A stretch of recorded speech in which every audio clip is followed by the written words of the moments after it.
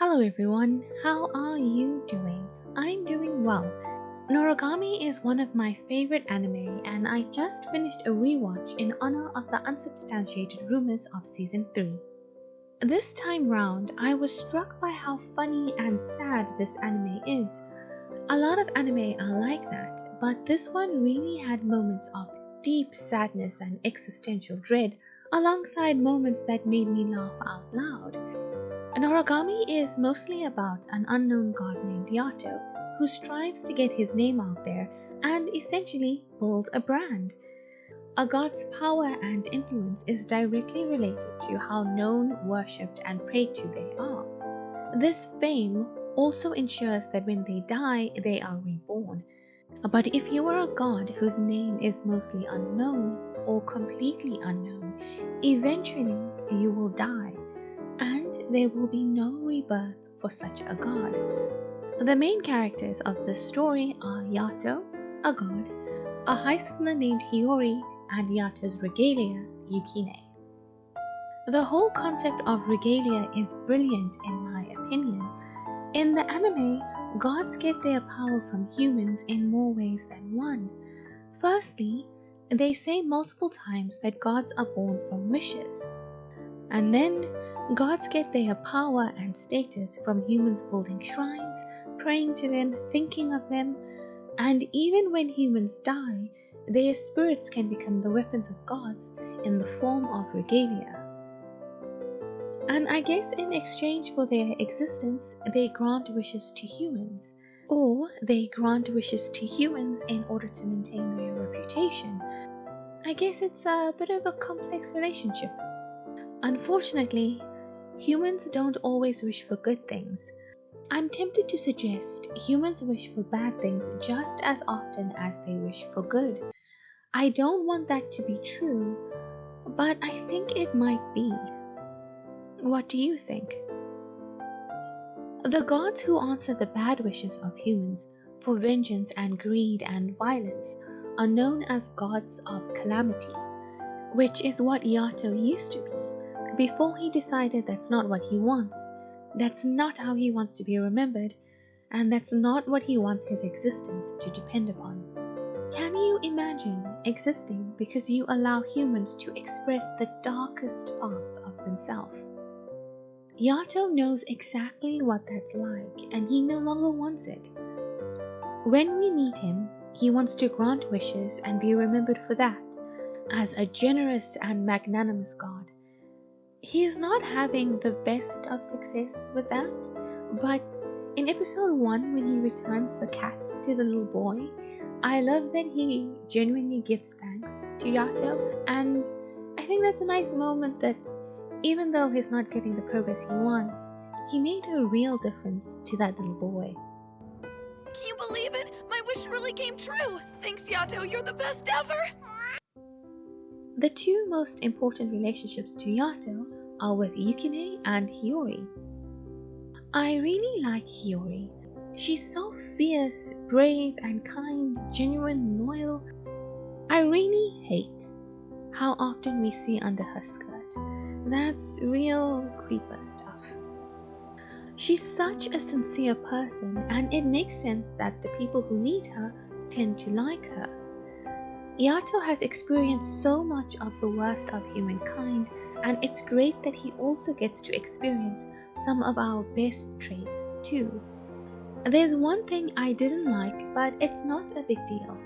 Right at the end of season 2, there's this huge moment with Yato and Yukine, with Yato finally releasing Nora and opening up to his regalia. And I just wish they had been alone.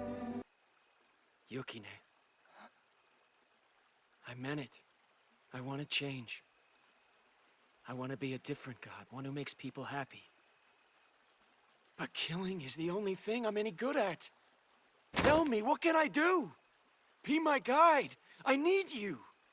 If all you can do is kill, slay disaster before it strikes, I'm here for you.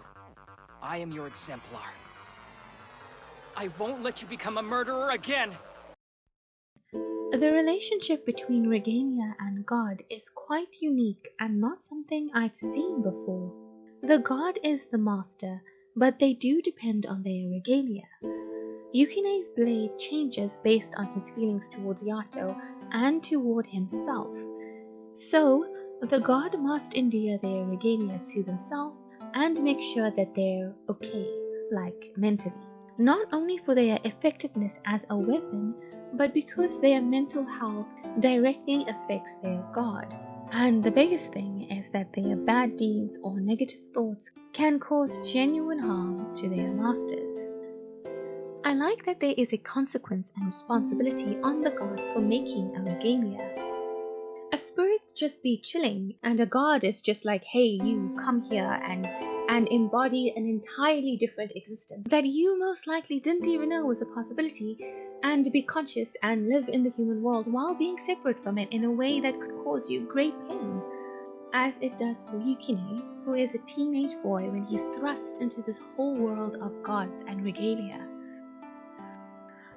As Yukine is spiraling, you can really see that Yato doesn't know how to deal with humans and all of their soft emotions and feelings. He knows what Yukine feels, but perhaps not how to help. He doesn't express himself clearly to Yukine or Hiyori and just tell them that he could die because of Yukine's bad behavior. Because he is a god, he should not be weak. Yukine is his regalia and he should act accordingly. He doesn't give Yukine any of the softness that he's probably craving. Yato, Yeah? Yukine isn't something. You have to treat him like a person. If you're not willing to do that, how can you expect him to act like one? I've been thinking of how Yato perceives humans. He knows the worst of human desire. Most of his life was killing because of that. But now he fulfills wishes. Well, does our jobs, basically. Does he think of us as being selfish, as ultimately good or ultimately bad? Perhaps neither. Perhaps a means to an end. Either way, I think his relationship with Hiyori will ultimately lead him to having a higher opinion of us. Her selflessness is really remarkable. They meet because she pushes him out of the way when he's going to be hit by a truck, or she thinks he would be hit by a truck. She's obviously special in some way because she saw him in the first place, and most people don't. And then to take action to save him is probably something a human has never done for him, other than his regalia in their capacity as a weapon. I really like that there is a moment when he lists all the ways in which she has gone above and beyond for him, and really sits with the significance of that. Hiyori. If she hadn't thought to bring us here, I'm sure I would have died where I was. If she hadn't been by my side. She saved us. She made every right move and saved us. And for someone like him, who is on the verge of being forgotten, and perhaps has never had anyone take care of him, truly take care of him, that is incredible, and his feelings toward her just increase as she continues to be by his side and eventually builds him a shrine, which is the realization of a lifelong dream, and he has had a long life. In season 1, after he has this moment of acknowledging everything Hiyori has done and how important she is to him, she loses her memories of him because of Nora and Rabo. He tried so hard to get them back and to have faith that he could help them back and to stop himself from truly despairing. And then he faces Rabo and has to connect with a part of himself that he's actively trying to leave behind. Not only is his relationship with her important to him on its own, but her forgetting him increases his chances of death. When he faces Rabo, he's not quite that old Yato, but once all of Hiyori's memories are destroyed, he's enraged enough to connect back with that vicious part of himself. I wonder if her simple presence at the fight hindered him from connecting back with that part of himself in the first place. During this storyline, I was quite confused. I didn't understand why Rabo was provoking Yato, why he wanted the god of calamity to return so badly. And then he explains that he didn't want to die because of humans, who he finds pathetic. He's been slumbering for centuries, and the humans have forgotten him, so he will fade away. He only has this strength by doing some dodgy things with phantoms and curses. So rather than fade away, killed by humans, he wants to be killed in battle by someone he finds worthy, someone like the Yato he used to know. It's a sad end. I can imagine that gods of calamity would have a low regard for humans. They receive the worst wishes. They are covered in our worst impulses and desires. Even if they enjoy all the violence, I can't imagine they would think very highly of us. And I think Yato's experience as a god of calamity and a god of wishes, even though he's not exactly a success with the wishes, it gives him a very realistic opinion or perspective of living humans. Like when he deals with the boy at Hiyori's school who's being bullied, he gives the boy 2 box cutters. If you fight back, just make sure your opponent is armed too. When the kid confronts his tormentor, phantoms are pushing him, urging him to kill his bully. He is tempted but doesn't do it. Yato is there, watching from the shadows, and he's relieved the kid didn't act out in violence. And he also had that holy water purification ritual water stuff just in case the boy did succumb to the phantoms. He held both positive and negative outcomes as possibilities. Yato strikes me as a hope for the best and be prepared for the worst kind of guy, which is probably why he holds on to Nora for so long. Nora is actively causing problems in his life, messing with an already unstable Yukine, stealing Hiyori's memories, working with Rabo, and just being a creepy stalker. And he doesn't release her. Yukine becomes a blessed vessel, and he still keeps her. He has proof that Yukine is dedicated and loyal to him, willing to die for him, but what if? He has known so much bad, so much loneliness, he has done horrific things, and what if Yukine abandons him?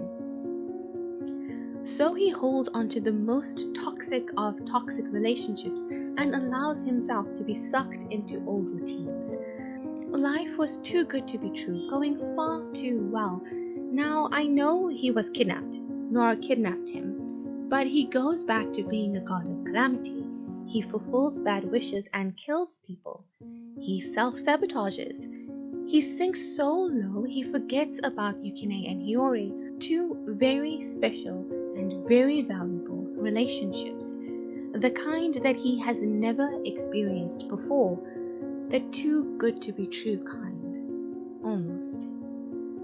And so, when he finally releases Nora and tells Yukine that he has killed people, that he killed people not so long ago, and feels like that is the only thing he's good at, it's such a well-earned and excellent emotional climax to the story. Yato is truly letting go of his past, of the suspicion that the worst will happen, that he will lose the good things he has, that he cannot be what he so desperately longs to be. And Yukine steps up to the plate completely, promising to be his guide, his exemplar, and hold him accountable as they find something else for Yato to be good at. And as I said before, I wish that they had been alone in this moment, without Hiyori, and that's not out of dislike for Hiyori, but because I wanted this to be their moment alone. But it's not a big deal ultimately. This is the land of the rising sun. Your desecration shall not be allowed. Hear me! I am the god Yato. I now lay thee waste with the Seki and expel thy vast defilements. I cleanse thee! So So I'm going to end this video here. I didn't really talk about Yato's relationship with Hiyori, but this time when I watched, the thing that really stood out to me was more of the philosophies around life and death and the meanings we give existence. Now I'm all introspective, thinking about connections and being forgotten. The fear of being forgotten, the fear of having loved ones, because that means that you can lose loved ones. The responsibilities that we have in relationships, pretending to be okay when we are not in order to not hurt the people we care about. Just all that kind of stuff. Maybe I'll make another video that focuses more on the interpersonal relationships. But for now, that's it. I hope that you enjoyed this video. Please like and subscribe if you did. I hope that you have a wonderful day. I'm Kayla. See you in the next one. Bye.